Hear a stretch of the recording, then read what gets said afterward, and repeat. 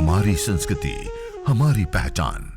यज्ञ, योग, आयुर्वेद सदा रहे हमारे साथ। भारत के प्राचीन ग्रंथों एवं आधुनिक विज्ञान का दिव्य संगम, यज्ञ महिमा।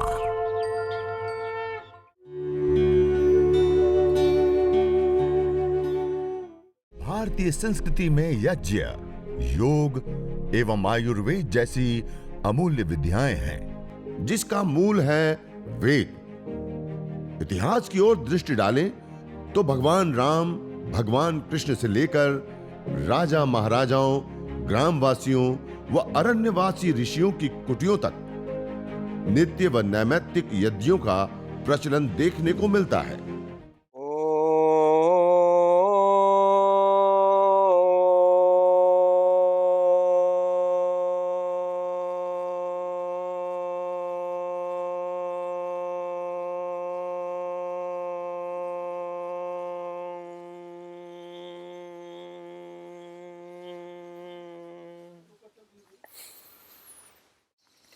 ॐ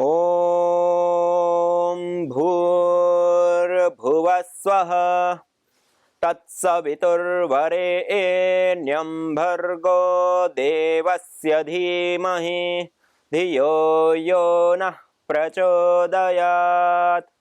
ॐ त्र्यम्बकं यजामहे सुगन्धिं पुष्टिवर्धनम् उर्वारुकमिव बन्धनान् मृत्योर्मोक्षीयमामृतात्।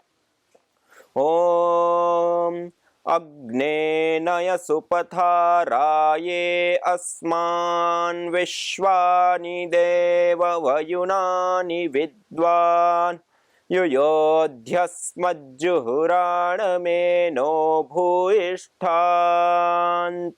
नम उक्तिं विधेम।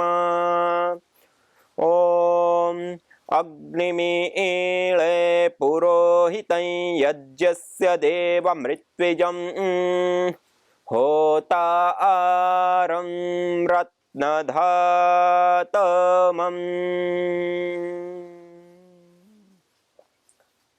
सर्वरक्षक परमपिता परमात्मा का निज नाम पावन ओंकार के उद्घोष पूर्वक वेद मंत्रों का उच्चारण करते हो, और वेद मंत्रों में जो अग्नि की, यज्ञ की जो विशेष महिमा बताई है, उस मंत्रों का उच्चारण करते हुए आज के यह यज्ञ चिकित्सा एवं प्रशिक्षण का यह प्रथम सत्र की हम शुरुआत किए।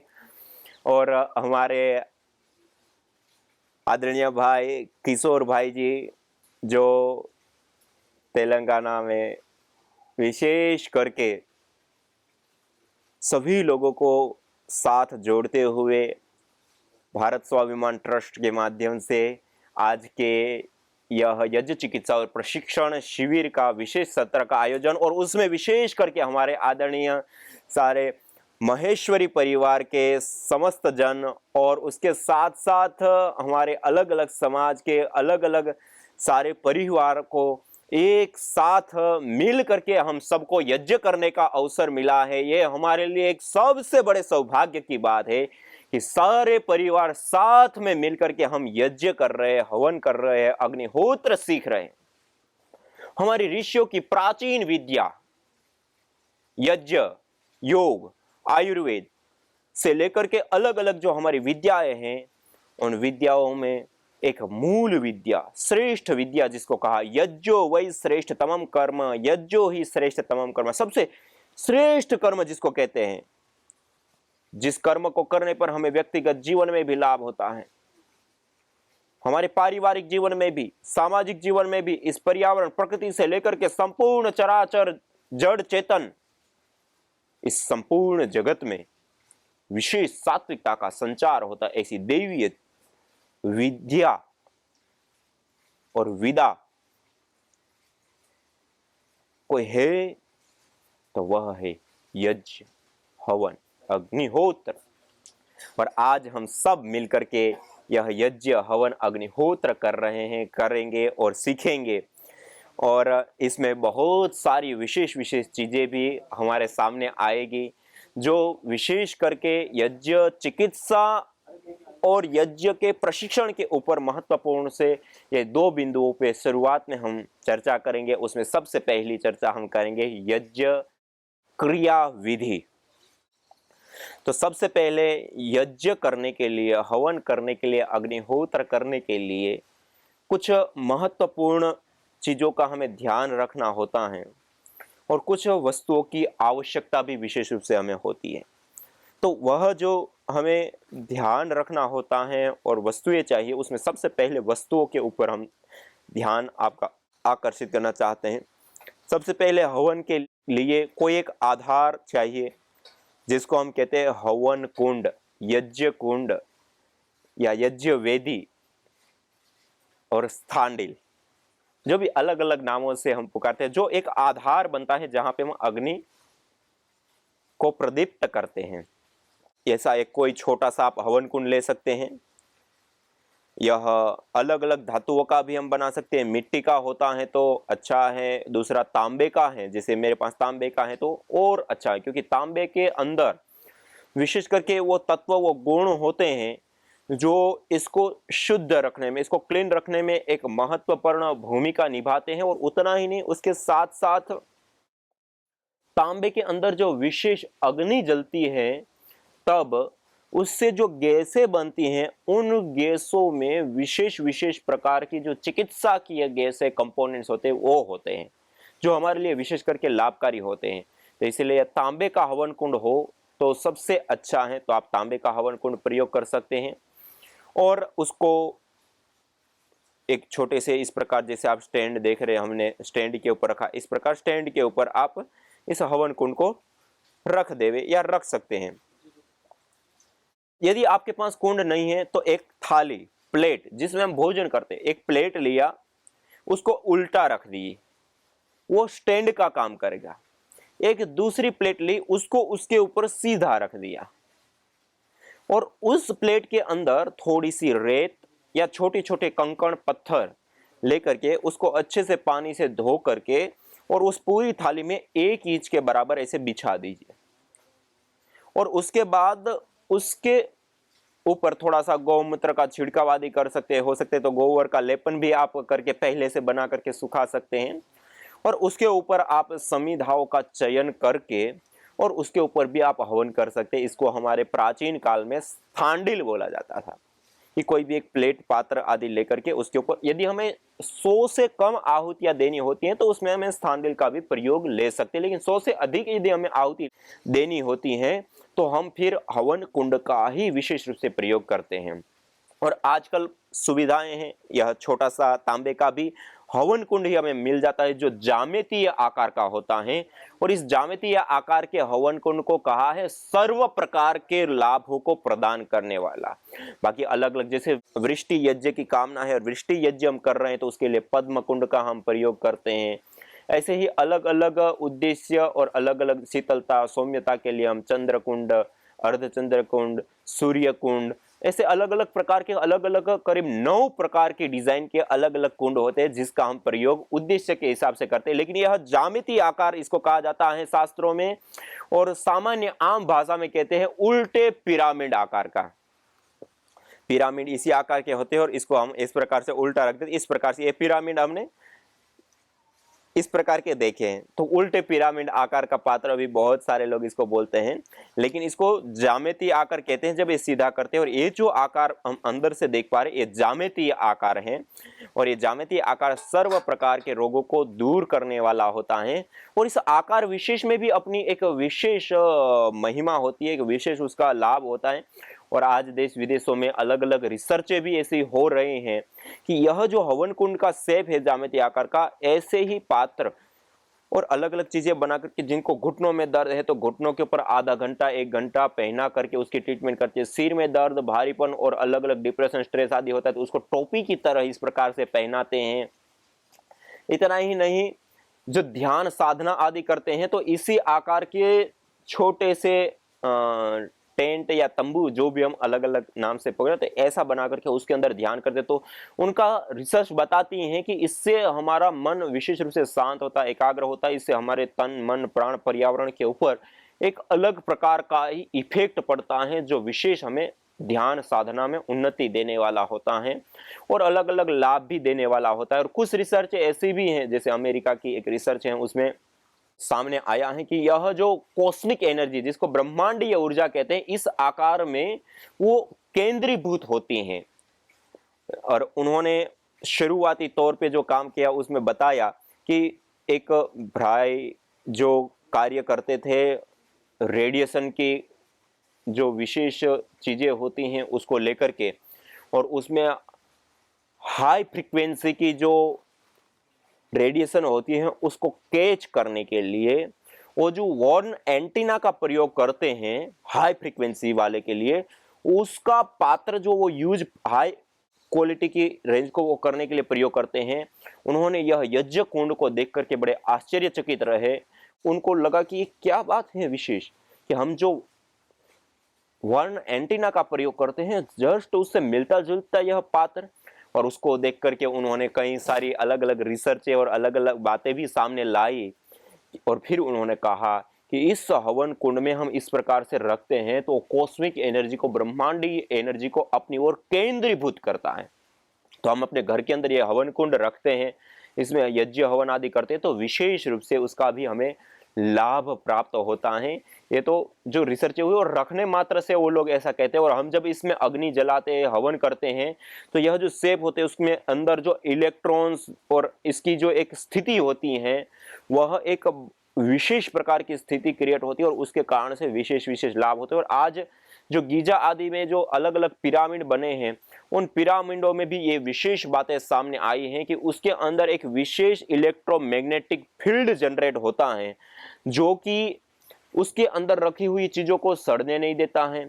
और यदि हम अपनी प्राचीन शिल्प विद्या की बात करें और जो मकान आदि से निर्माण करने के जो विशेष तकनीकें थी, उसमें भी इस आकार विशेष के जो मकान होते हैं या इस आकार विशेष के जो भवन या कमरे होते हैं उसको सौंदर्य वर्धक और शांतिदायक बताया गया है। और आज गीजा के पिरामिड से लेकर के अलग अलग ऐसी चीजें जो बनाई गई है वहां पर ऐसे रख करके भी देखा है कि इस प्रकार के इस आकार विशेष के भवन में रहने से और पिरामिड में रहने से जिनको स्ट्रेस, तनाव, डिप्रेशन या मानसिक रोग होते हैं उसमें अद्भुत लाभ होता है। और जो शारीरिक और मानसिक रूप से बहुत थके हुए लोग होते हैं उसको उस स्थान पे ले जाकर के थोड़ी देर म्यूजिक सुनाने से उनको अद्भुत राहत प्राप्त होती है तुरंत, कम से कम समय में। तो ऐसे अलग अलग बहुत सारी चीजें। और हमारे प्राचीन काल में, जैसे मैंने शुरुआत में कहा, इस प्रकार की रिसर्च होते होते आज ऐसा है कि घुटनों में दर्द है, घुटनों पर सिर में दर्द है तो सिर के ऊपर भी लगाते हैं इसको टोपी की तरह, और उसकी चिकित्सा आधा एक घंटा रख करके प्रतिदिन इस प्रकार की चिकित्सा भी करते हैं। और हम प्राचीन काल में देखें, हमारे जो राजा महाराजा लोग हुआ करते वो एक मुकुट पहना करते थे। और वो जब मुकुट पहनते तो उनका शेप भी हम देखें तो जस्ट इससे थोड़ा मिलता जुलता हमें देखें कि नीचे की साइड से चौड़ा और ऊपर की साइड से जाते हुए इस प्रकार। यह जो शेप विशेष होता है उसके अंदर एक फ्रीक्वेंसी विशेष, एक इलेक्ट्रोमैग्नेटिक फील्ड जनरेट होता है और उसका हमारे मन मस्तिष्क के ऊपर एक विशेष प्रभाव होता है। जो राजा होता है बहुत सारा उनके पास साम्राज्य होता है, स्ट्रेस, तनाव, बहुत सारे कार्यों की चिंताएं और बहुत सारा कुछ होता है, तो उससे उनका स्वाभाविक रूप से बचाव होता है। ये एक महत्वपूर्ण उस मुकुट के साथ जुड़ी हुई बातें हैं, ना कि खाली एक लोगों को दिखाने के लिए सोना चांदी आदि के वो इतने भारी मुकुट पहन करके घूमते थे। अपितु वो तो चीजें थी, लेकिन उसके साथ साथ महत्वपूर्ण और विशेष बात जो थी वो ये भी एक है कि ऐसे मुकुट पहनने से उनको विशेष रूप से मानसिक रूप से शांति मिलती है और विशेष लाभ होते हैं। और आज भी हम देखें तो हम हमारे भारतवर्ष में, हिंदू समाज में जो हम मंदिर बनाते हैं, सामान्य घर बनाते हैं उसमें घूंघट नहीं होता, और मंदिर जो हम बनाते हैं वहां पे घूंघट विशेष बनाते हैं। और उस घूंघट का जो शेप विशेष होता है वह शेप के कारण उसके अंदर हम नीचे कोई भी ध्वनि विशेष करती है वो गुंजायमान होती है, और उस ध्वनि की जो फ्रीक्वेंसी विशेष होती है वह फ्रीक्वेंसी विशेष रूप से हमें स्ट्रेस, तनाव आदि को दूर करने वाली, सौमनस्यता को बढ़ाने वाली होती हैं, और वो हमारे मस्तिष्क को विशेष रूप से प्रभावित करने वाली ध्वनि होती हैं। आप सभी का, हर किसी का यह अनुभव होता है कि जब वह मंदिर के अंदर जाता है तो वो विशेष रूप से शांति को महसूस करता है, सहजता को महसूस करता है, सद्विचारों को महसूस करता है। आखिर ये क्यों होता है? उसका कारण यह भी एक महत्वपूर्ण, हम जिस आकार के मंदिर आदि बनाते वो भी बहुत, ये हमारी शिल्प कला का एक बहुत बड़ा विषय रहा है। तो यह जो हम हवन कुंड का प्रयोग कर रहे हैं, वो शेप, वो आकार, उस धातु का चयन, ये सामान्य चीज नहीं है। ये अपने आप में एक बहुत महत्वपूर्ण और विशेष चीज है, यह हवन कुंड। एक यज्ञ करने के लिए हमें आधारभूत में यह हवन कुंड की आवश्यकता है, और यदि तांबे का है तो सबसे अच्छा है। दूसरा, हमें चाहिए यज्ञ के लिए चारों ओर हम जल सिंचन करते हैं, उस जल सिंचन के लिए हमें आवश्यक होती है कलश की। ये आप मेरे सामने देख रहे हैं, इस प्रकार का कोई भी एक कलश ले सकते हैं। यदि वो तांबे का, जल के जितने भी पात्र हैं वो यदि तांबे के हैं तो श्रेष्ठ होते हैं। तो इसलिए हम तांबे का प्रयोग करते हैं, यह कलश जो जल सिंचन के लिए हम प्रयोग करेंगे। ऐसे ही आचमन के लिए हम एक आचमन पात्र, एक छोटी सी कटोरी, प्लेट और एक चम्मच, ये 3 चीजें, ये भी यदि तांबे की है तो श्रेष्ठ है, वरना कोई भी धातु का चल सकता है। यदि आप हर रोज करते हैं और आप उसका प्रयोग करना चाहें तो आप निश्चित रूप से तांबे का खरीदे। पानी के लिए है तो ये पानी को कई गुना अच्छा बनाने का कार्य करता है। और इसके लिए एक चम्मच, हथेली में जब हम जल लेते हैं उसके लिए एक कटोरी, और एक छोटी सी अवशिष्ट छोटी प्लेट, जिस प्लेट के अंदर हम आचमन आदि करने के बाद हाथ धोते हैं तो अवशिष्ट जल होता है, उसको उस प्लेट के अंदर हम रख देते हैं। तो ये आचमन पात्र, आचमन के लिए। इसी प्रकार एक दीपक की हमें आवश्यकता होती है, दिए की। जब हम यज्ञ करते हैं उससे पहले हम दीप प्रज्वलन करते हैं, अग्नि देवता का आह्वान करते हैं, और उसके बाद अग्न्याधान करते हैं। तो एक दीपक की हमें आवश्यकता होती है। तो आप इस प्रकार का छोटा सा एक दीपक रख लें। इसी प्रकार से हमें यज्ञ के लिए कुछ प्लेटों की आवश्यकता होती है, जिसमें हम सामग्री आदि रखते हैं। तो ये आप मेरे सामने देख रहे हैं, इस को हमने पीतल की प्लेटें बनाई हुई हैं। यह विशेष करके हम पीतल के रखते हैं तो विशेष लाभकारी होती हैं, और तांबे की होती है तो थोड़ी सी काली होती हैं, धोने में ज़्यादा वो होता है। तो हम सामग्री की प्लेट पीतल की भी रख सकते हैं, और भी जो हमारे घर में है उसको हम ले सकते हैं। तो यह पीतल की प्लेट ऐसी छोटी, ये मेरे सामने गुगुल रखा है, जो बाद में हम धुनी करते हैं हवन के पश्चात, तो उसके लिए यह विशेष करके लाभकारी जो गुगुल होता है उसको हमने रखा है एक प्लेट के अंदर। इसी प्रकार से यह आप देख रहे एक तीसरी प्लेट, जिसके अंदर हमने गोमय समिधा रखी हुई है, लकड़ी रखी हुई है। तो लकड़ी के लिए भी आप कोई भी ऐसा एक पात्र रख सकते हैं। तो इस प्रकार से कुछ प्लेट की भी हमें आवश्यकता होती है, 2 या 3 प्लेटें हम रख लें। और उसके साथ साथ यज्ञ के लिए एक ऐसा श्रु, एक चम्मच जिसकी लंबी डंडी हो और अंगूठे के बराबर उसका आगे के भाग में ऐसा गड्ढा हो, इस प्रकार की एक हम चम्मच लेते हैं। और यह जो चम्मच है उसको हम बोलते हैं श्रु या श्रुवा। तो इस प्रकार का एक चम्मच ले ले, और इस चम्मच को भी पकड़ने का एक विशेष तरीका होता है। कई लोग ऐसे पकड़ते हैं, ये यज्ञ के लिए ऐसे नहीं पकड़ा जाता है। इसको पकड़ने का एक विशेष ढंग होता है। इसको हम इस प्रकार से पकड़ते हैं। सबसे पहले हम जैसे पेन पकड़ते हैं ऐसे आप पकड़ लीजिए। आप देख पा रहे हैं, जैसे हम पेन पकड़ते हैं ऐसे पकड़ने के बाद प्रथम उंगली को सीधा कर दीजिए। प्रथम उंगली को श्रु के साथ लगा के नहीं रखते हैं, और डंडी को मध्यमा उंगली प्रथम जोड़ पर इस प्रकार से जोड़ करके रखते हैं, और अंगुष्ठ और प्रथम उंगली के मूल भाग में उसका छोर आ जाता है। यह है इसको पकड़ने का सही तरीका। तो इस प्रकार से हम इस श्रु को पकड़ते हैं, और जब हम ओम का उच्चारण करते हैं मंत्र से पूर्व, तब हम घृत को भरते हैं, और जब हम स्वाहा बोलते हैं तब आहुति प्रदान करते हैं। तो ऐसे यह श्रु पकड़ा जाता है। इस श्रु पकड़ने का तरीका, और ऐसा एक श्रु एक चम्मच चाहिए। दूसरा एक घी का पात्र, ये आप देख रहे हैं, ऐसा कोई भी आप पात्र एक ले सकते हैं, जिसके अंदर हम गाय का घृत जिसकी हम विशेष आहुतियाँ प्रदान करते हैं उसको रखते हैं। तो यह छोटा सा एक घी का पात्र आप रख ले हुए अपने पास में। दूसरा, इससे अतिरिक्त आवश्यकता होती है हमें पात्र से अतिरिक्त समिधा सामग्री और गाय के घी की। तो सबसे पहले समिधा, यज्ञ हवन अग्निहोत्र के लिए कोई भी समिधा, समिधा माने यज्ञ के लिए जो प्रयोग की जाती है वह लकड़ी या ईंधन, उसको हम कहते हैं समिधा, सम्यक ईंधन, अच्छा ईंधन, श्रेष्ठ ईंधन जो होता है।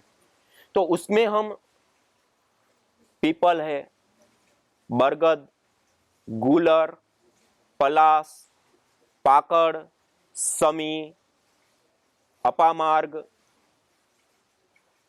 मदार, रुई जिसको बोलते हैं, और गोमय समिधा, गाय के गोबर से। ये आप देख पा रहे हैं मेरे हाथ में सामने, ये हमने गोमय समिधा बनाई। गाय के गोबर के अंदर कुछ जड़ी बूटियों का चूर्ण बना करके डाल दिया, फिर एक मशीन के माध्यम से, प्रेशर के माध्यम से इसको इस प्रकार का शेप दे देते हैं और फिर सुखा देते हैं धूप में। तो ये ऐसी बन जाती है, आप देख पा रहे 1 इंच बाई 1 इंच चौड़ाई है और 1 फीट की लंबाई है। तो यह गोमय समिधा, गाय के गोबर से बनी हुई लकड़ी है।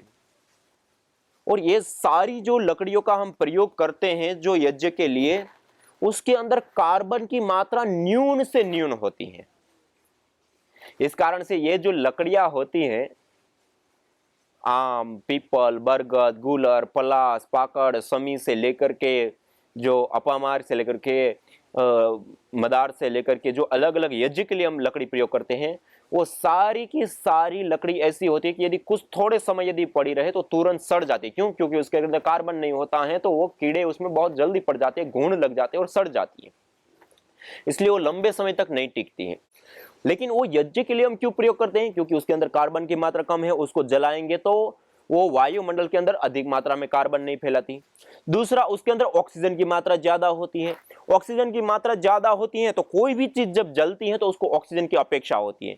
तो उसके अंदर ही इतनी मात्रा में ऑक्सीजन है तो उनको बाहर से जलने के लिए ऑक्सीजन लेने की आवश्यकता नहीं पड़ती है, और अपने अंदर ही जो ऑक्सीजन है उसी से ही वो जलती है, और बाहर एक न्यून से न्यून या नई के बराबर जो गैसें होती है उसकी उनको अपेक्षा रहती है। इसके साथ साथ जब हम गाय के गोबर की समिधा का प्रयोग करते हैं तो कानपुर कृषि यूनिवर्सिटी के कुछ साइंटिस्टों ने यह रिसर्च करके, अनुसंधान करके यह बातें सामने लाई और बताई और कहा कि सामान्य लकड़ी की अपेक्षा 2.5 गुना ज्यादा एफिशिएंसी इस गाय के गोबर की लकड़ी की होती है, और कम वजन होता है। कम मात्रा में यूज करने पर भी हम यज्ञ हवन अग्निहोत्र आराम से कर सकते हैं। दूसरा, जब हम यज्ञ करते हैं उसमें जब इन लकड़ियों का हम प्रयोग करते हैं तो इन लकड़ियों के प्रयोग करने पर जिस प्रकार से हमने लकड़ियों का चयन किया वो वैसी की वैसी बनी रहती है। जबकि हम दूसरी लकड़ी लगाते हैं थोड़ी देर जलने के बाद वो टूट जाती है और नीचे गिर जाती है, तो हमें फिर आगे की लकड़ी लगाने के लिए सुविधा नहीं होती है और दिक्कत थोड़ी सी होती है और थोड़ा सुटेबल नहीं रहता। और ये गाय के गोबर की यह जो लकड़ी हम प्रयोग करते हैं, तो जैसे आपने लगाई, आपने यज्ञ कर लिया तब भी वैसे के वैसे राख बन जाएगी, तब भी वही शेप में रहेगी। तो ये एक विशेष। और दूसरा, आप जब हम यज्ञ करते हैं तब घी की आहुति देते हैं तो सामान्य लकड़ी होती है तो उस गर्म होने के कारण वो घी को अंदर वो नहीं कर पाते और तुरंत वो नीचे की ओर उतर जाता है, घी वेदी के नीचे राख में, भस्म में। जबकि आप एक गाय के गोबर की लकड़ी का प्रयोग करते हैं, आप कितना भी घी डाल देंगे वो तुरंत अवशोषित कर लेती है अपने अंदर, तुरंत उसको चूस ले और धीरे धीरे उसको निरंतर जलाती रहती हैं। तो ये भी एक विशेष इस गाय के गोबर की लकड़ी से जुड़ी हुई बात है।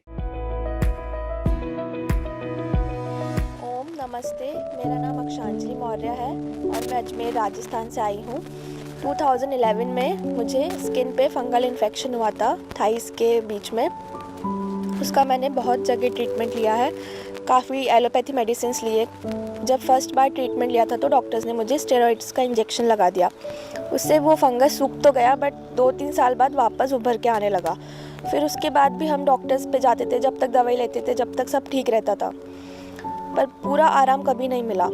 उस स्टेरॉइड की वजह से मुझे PCOD हो गया उससे वेट गेन और बाकी सारी प्रॉब्लम्स आने लगी। फिर यहाँ सब जगह की ट्रीटमेंट लेने के बाद योगा नेचुरोपैथी पे पूरा फोकस आया और यहाँ आके ही पूरा क्योर होने का डिसीजन लिया था। यहाँ आके मेरी पीसीओडी बिल्कुल क्योर हो गई थी सारे ट्रीटमेंट से, बहुत अच्छे से वेट लूज़ हो गया, फंगस भी ठीक होने लग गया था, बट लेप लगाते थे ठीक हो जाता था, बट बिल्कुल कम्प्लीटली क्योर नहीं हुआ। फिर पूज्य स्वामी यज्ञदेव जी ने और स्वामी ओमदेव जी ने मुझे यज्ञ थेरेपी का ज्ञान दिया। उस थेरेपी को करने के बाद जो भी मेरे स्किन की औषधि होती है उससे अनुलोम विलोम किया यज्ञ की अग्नि में, और स्वामी यज्ञदेव जी ने मुझे घर्षण करी हुई भस्म दी। उसको लगाते ही 3 दिन के अंदर मेरी पूरा इतना अच्छे से 90% रिलीफ मिल गया, जो मुझे इतने 10 सालों में कभी नहीं मिल पाया था। उस हवन की अग्नि को घर्षण करने में भी काफ़ी मेहनत लगती है, स्वामी जी ने बताया था मुझे। 2 महीने घर्षण करने के बाद वो बनती है। उसको लगाते ही मेरे को इतना आराम मिल गया, 3 दिन के अंदर पूरा 90% क्योर हो गया। मतलब जो चीज़ रही थी यहाँ पे 3.5 महीने रही, सब कुछ आराम मिल गया। जाते जाते मेरा फंगस भी बिल्कुल पूरी तरीके से क्योर हो गया। यज्ञ भारतीय संस्कृति का मूल है। तो आइए हम संकल्प लें, संसार के श्रेष्ठतम कर्म यज्ञ को अपनाएं। पिंड और ब्रह्मांड में संतुलन कायम करने वाले यज्ञ को अपने जीवन का अभिन्न अंग बनाएं एवं प्रकृति मां के प्रति अपने ऋणों को अदा करें। विश्व स्वास्थ्य का एक नारा, यज्ञ से होगा जग उजियारा। भारतीय संस्कृति की अमूल्य विरासत यज्ञ की महिमा को जानने हेतु वैदिक चैनल पर प्रतिदिन प्रातः एवं सायं 11:30 बजे यज्ञ महिमा कार्यक्रम से जुड़े। विशेष जानकारी हेतु संपर्क करें। मोबाइल 9068565306।